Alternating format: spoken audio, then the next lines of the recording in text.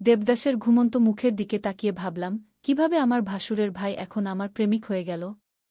উত্তরাখণ্ডের ঋষিকেশে গঙ্গার তীরে একটি নির্জন আশ্রমে আমি একা। সন্ধ্যার আরতির ঘণ্টাধ্বনি মিলিয়ে গেছে, এখন শুধু ঝিঙি পোকার ডাক আর নদীর কলকল শব্দ। আমার পাশেই ঘুমিয়ে আছে দেবদাস, আমার দেওর, যার সাথে আমার এই অদ্ভুত যাত্রা শুরু হয়েছে মাত্র 2 মাস আগে। দীপালি নামে এক সাধারণ মেয়ে ছিলাম আমি। ঢাকা বিশ্ববিদ্যালয়ে পড়তাম অর্থনীতি নিয়ে। আমার বাবা ছিলেন একজন ব্যাংক কর্মকর্তা, তিনি আমার বিয়ে ঠিক করেছিলেন অর্জুনের সাথে। অর্জুন একজন সিভিল ইঞ্জিনিয়ার, ভারতের দেরাদুন শহরে কাজ করত। আমাদের বিয়ে হয়ে গেল, আমি চলে এলাম দেরাদুনে। অর্জুনের পরিবারে তিনি, তার বাবা মা আর তার ছোট ভাই দেবদাস। দেবদাস আমার চেয়ে মাত্র 2 বছরের ছোট, সে দিল্লি বিশ্ববিদ্যালয়ে সংস্কৃত নিয়ে গবেষণা করে। একটি কৌতূহলী, বুদ্ধিমান ছেলে, যে প্রাচীন ভারতীয় দর্শন নিয়ে ঘণ্টার পর ঘণ্টা কথা বলতে পারে। প্রথম দিন থেকেই আমরা বন্ধু হয়ে গিয়েছিলাম। বছরখানেক পর অর্জুন একটি প্রকল্পে সিঙ্গাপুর চলে গেল। সে বলেছিল 6 মাসের মধ্যে ফিরে আসবে। কিন্তু প্রকল্প বাড়তে লাগল, আর অর্জুন ফিরে আসার কোনো লক্ষণ দেখাল না। আমি শ্বশুরবাড়িতে একা হয়ে গেলাম। শ্বশুর শাশুড়ি ভালো মানুষ, কিন্তু তারা বয়স্ক, নিজেদের জগতে থাকেন। একমাত্র দেবদাসী আমার সঙ্গী ছিল। অর্জুন যখন 1.5 বছর পর দেরাদুন এল, সে যেন একেবারেই বদলে গিয়েছিল। সারাদিন অফিসে থাকত, সন্ধ্যায় বন্ধুদের সাথে পার্টি করত। আমার সাথে কথা বলার সময় তার ছিল না।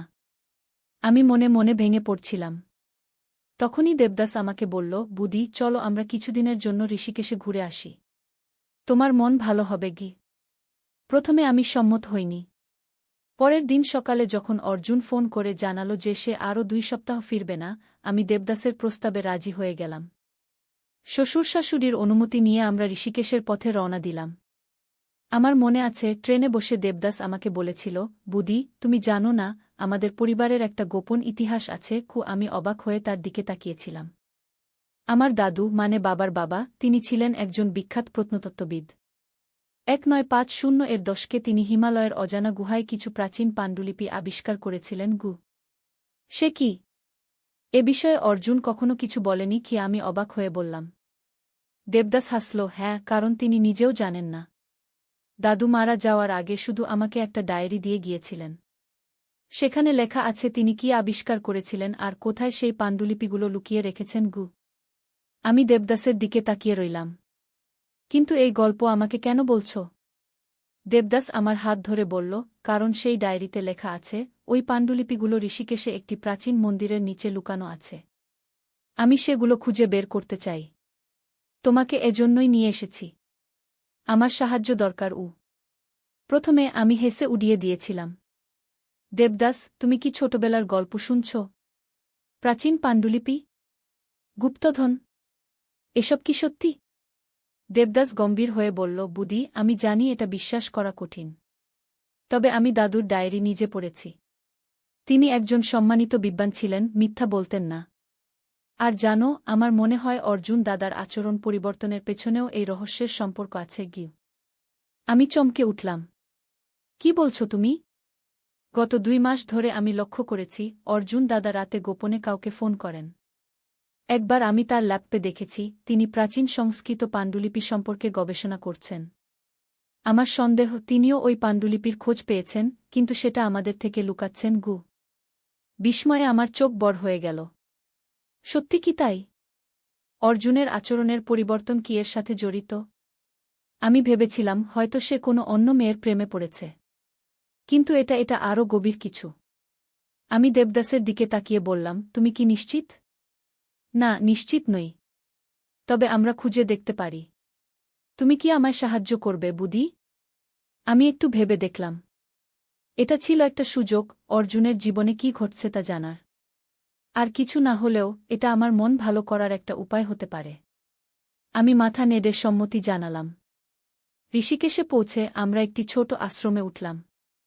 এটা আমার এক পরিচিত সাধুর আশ্রম, দেবদাস বলল। তিনি আমার গবেষণায় সাহায্য করেন।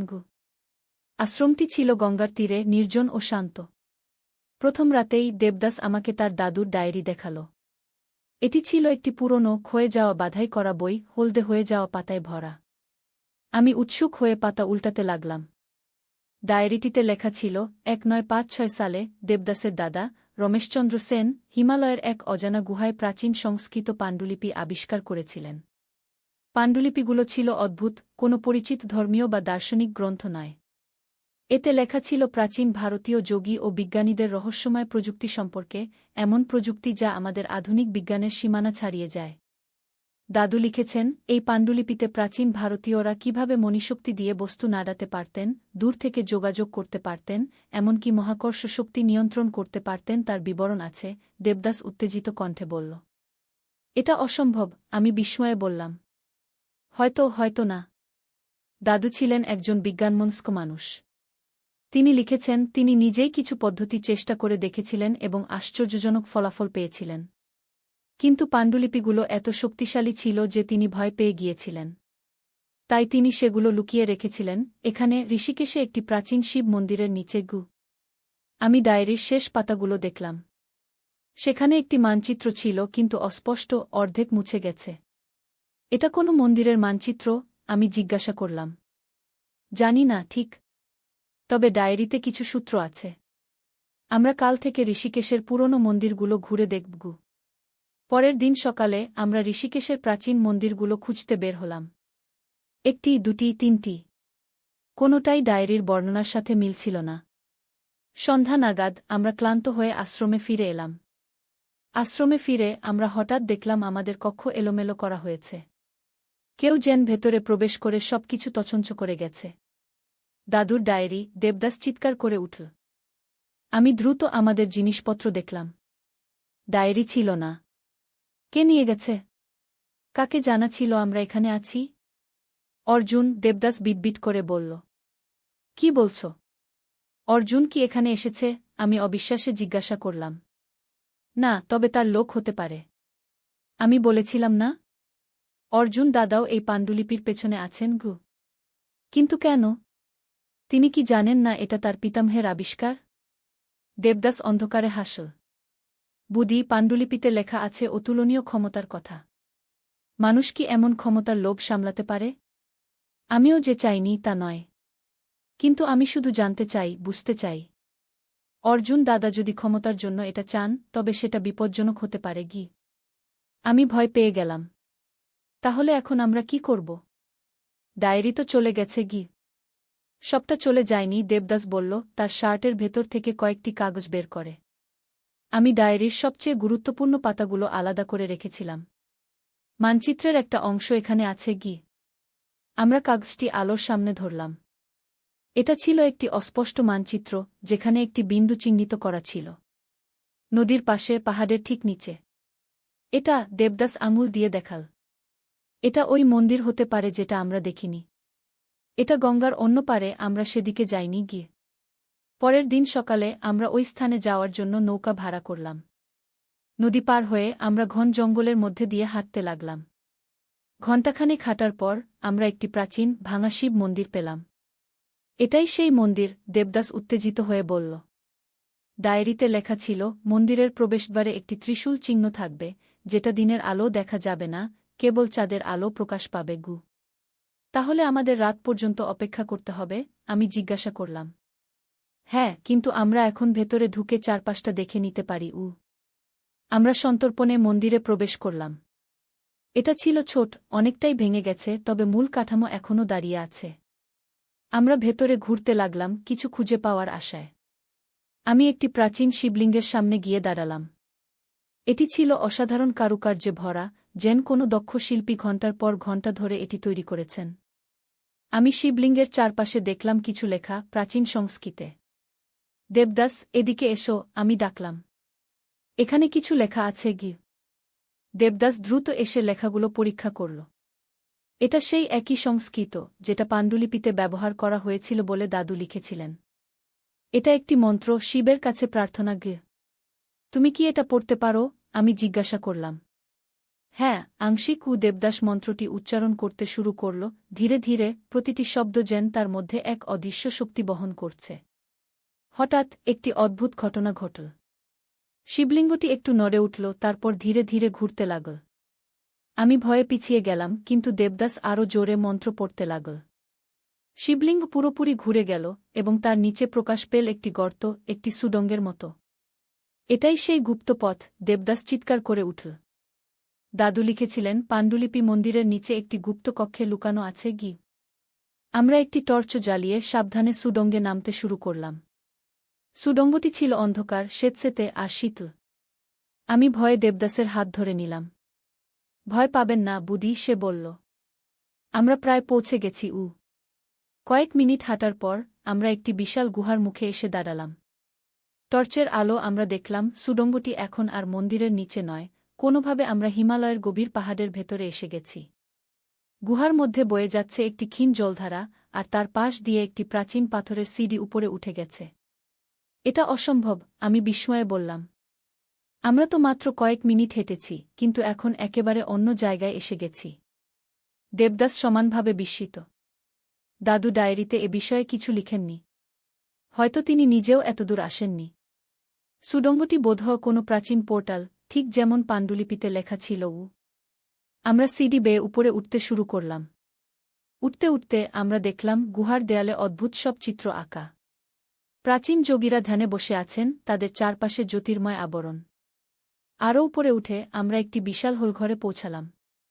এর মাঝখানে ছিল একটি ক্রিস্টাল স্ফটিকের মতো জিনিস, যা নিজের থেকেই আলো বিকিরণ করছিল।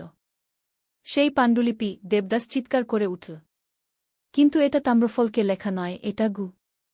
তার কথা শেষ হবার আগেই আমরা শুনতে পেলাম পাথর পড়ার শব্দ। ঘুরে দেখি আমাদের পিছনে দাঁড়িয়ে আছে অর্জুন, তার হাতে একটি বন্দুক। অর্জুন, আমি বিস্ময়ে চিৎকার করে উঠলাম। অর্জুন ঠান্ডা দৃষ্টিতে আমাদের দিকে তাকিয়ে বলল, ধন্যবাদ দেবদাস, দীপালি। তোমরা আমার জন্য পথ দেখিয়ে দিয়েছ। আমি বছর ধরে এই পাণ্ডুলিপি খুঁজছি গু। কিন্তু কেন, আমি জিজ্ঞাসা করলাম। তুমি তো এসব বিশ্বাস করো না। অর্জুন হাসল। আমি সব জানি দীপালি। আমার বাবা আমাকে সবকিছু বলেছিলেন মৃত্যুর আগে। দাদা ওই পাণ্ডুলিপিগুলোর শক্তি ব্যবহার করে দেখেছিলেন। তিনি অসাধারণ ক্ষমতার অধিকারী হয়েছিলেন, মনের শক্তিতে বস্তু নাড়াতে পারতেন, অন্যের মন পড়তে পারতেন। কিন্তু তিনি ভয় পেয়ে গিয়েছিলেন, তাই সবকিছু লুকিয়ে রেখেছিলেন। আমি এতদিন খুঁজছিলাম, কিন্তু ঠিক জায়গাটা জানতাম না। দেবদাস, তুমি আমার ঘরে ঢুকে ডায়েরিটা চুরি করেছিলে, তাই না? দেবদাস শান্তভাবে বলল, হ্যাঁ দাদা।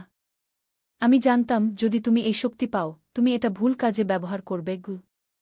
অর্জুন হাসতে লাগল। ভুল? কি ভুল?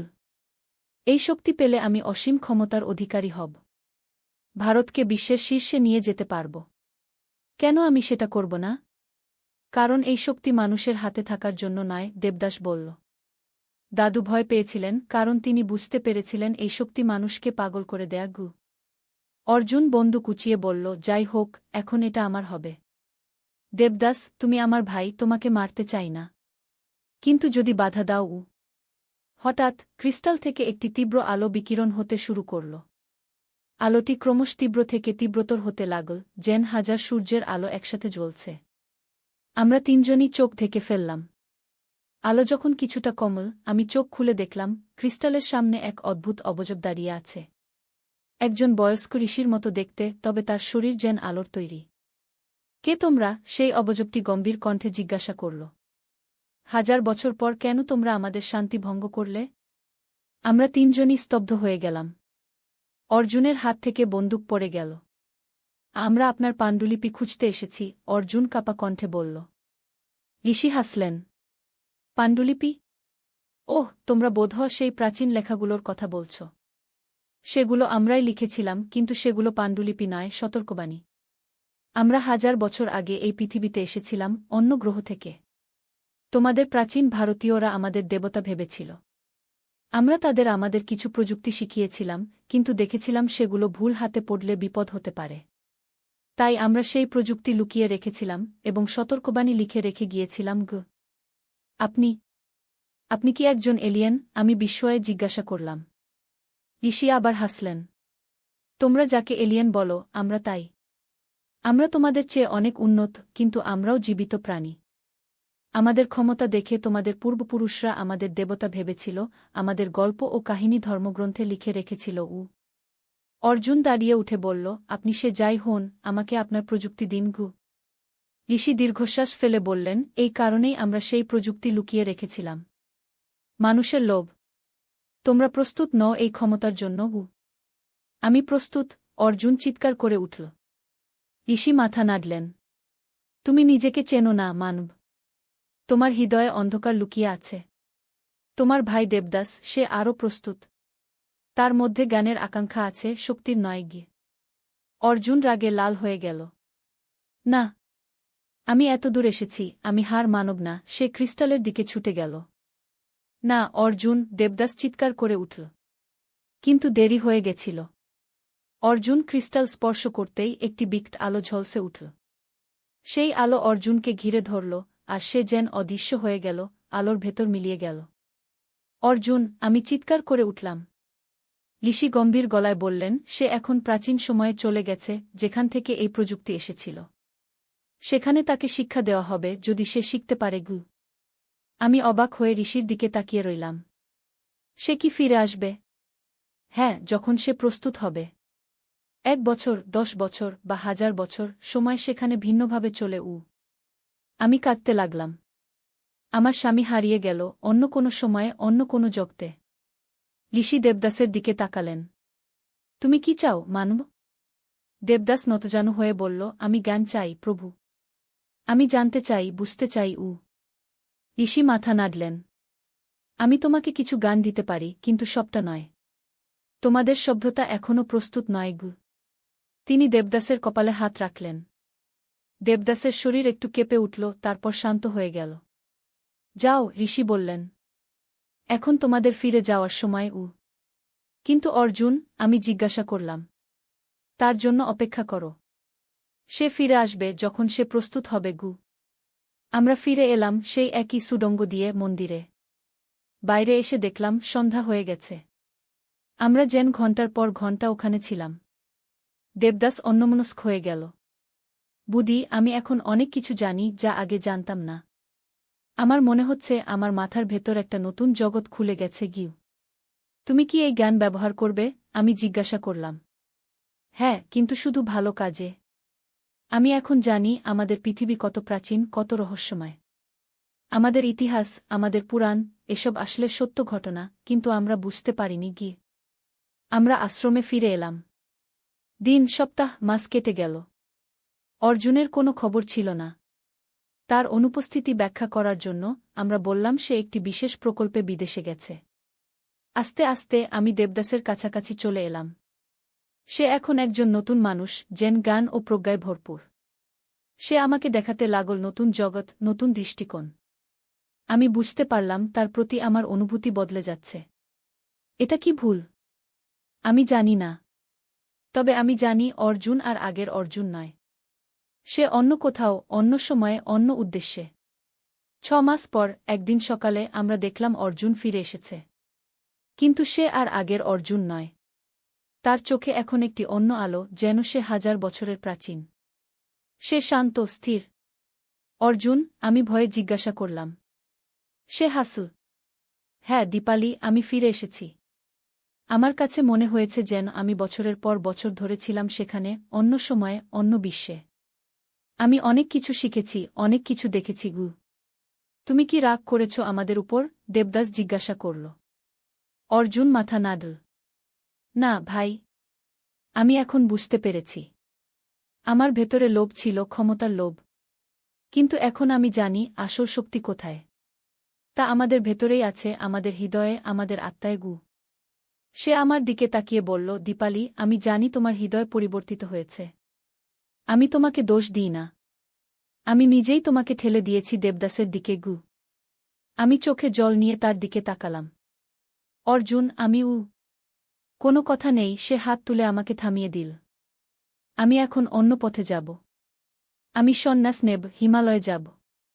সেখানে আমি যোগীদের সাথে থাকব, আমার শেখা জ্ঞান ব্যবহার করব মানবতার কল্যাণে। এই বলে সে আমার হাত দেবদাসের হাতে তুলে দিল। তোমরা সুখী হও। আমি তোমাদের আশীর্বাদ করছি। এভাবেই আমার জীবনের এক অধ্যায় শেষ হল, আর শুরু হল অন্য এক অধ্যায়। আমি, দীপালি, এখন দেবদাসের সাথে নতুন জীবন শুরু করেছি।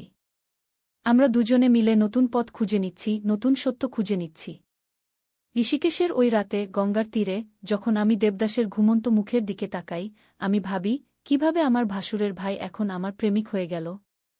কিন্তু আমি জানি এটা ছিল আমাদের নিয়তি, আমাদের যাত্রা। আমার একটাই প্রার্থনা, অর্জুন যেন শান্তি পায় তার নতুন পথে, তার নতুন জীবনে। জীবন কত অদ্ভুত! আমরা কখনোই জানি না কোনো মোড়ে আমাদের কি অপেক্ষা করছে। তবে এটাই তো জীবনের সৌন্দর্য, তাই না?